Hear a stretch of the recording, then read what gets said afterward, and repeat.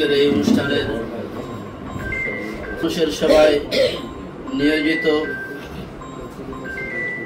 আজকের অতিথিবৃন্দ, বিশেষভাবে আমাদের বিদায়ী মেহমান,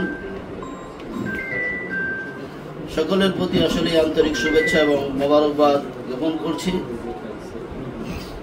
সেই সাথে সাথে ছোট্ট একটি কথা, আসলে দীর্ঘ 17 বছর ধরে প্রায় এই কালিহাতী থানাতে আছি।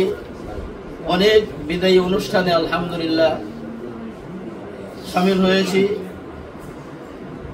কিন্তু আজকের বিদায়ী অনুষ্ঠান তো অনেকটাই ভিন্ন মনে হচ্ছে। তার কারণ হলো প্রত্যেকটি ব্যক্তিবর্গ মুহতারম যিনারা তিনার সাথে কাজ করেছেন, সকলের চোখে পানি, মুখে অনেক ব্যথা, অনেক কষ্ট।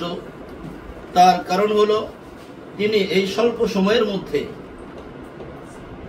নীতি ও নৈতিকতার উপর অটল থেকে সকলের সাথে সুন্দর আচার ব্যবহার এবং সুন্দর ভালোবাসায় সত্যি আমাদের মনের হৃদয়ের মাঝে তিনি তিনার স্থান করে নিয়েছিলেন।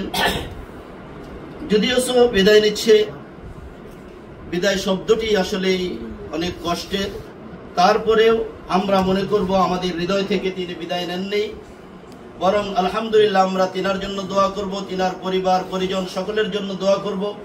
আল্লাহ যেন তিনাকে সেহত আফিয়াত আজলা দান করেন, সেই সাথে সাথে যেন জীবনের শেষ মুহূর্ত পর্যন্ত সর্বোচ্চ মুকাম পর্যন্ত পৌঁছে তিনি তিনার দায়িত্ব সুন্দরভাবে পরিচালনা করতে পারেন, এই আশায় আমি ব্যক্ত করছি। সেই সাথে সাথে আমাদের সকলের জন্য দোয়া চাচ্ছি।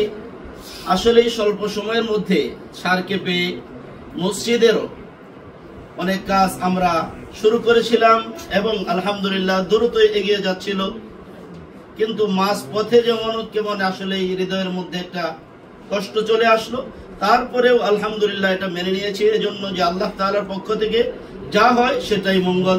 তো সর্বশেষ সকলের সুস্বাস্থ্য কামনা করে আমি আমার আলোচনা এখানেই শেষ করছি। আসসালামু আলাইকুম ওয়া রাহমাতুল্লাহ।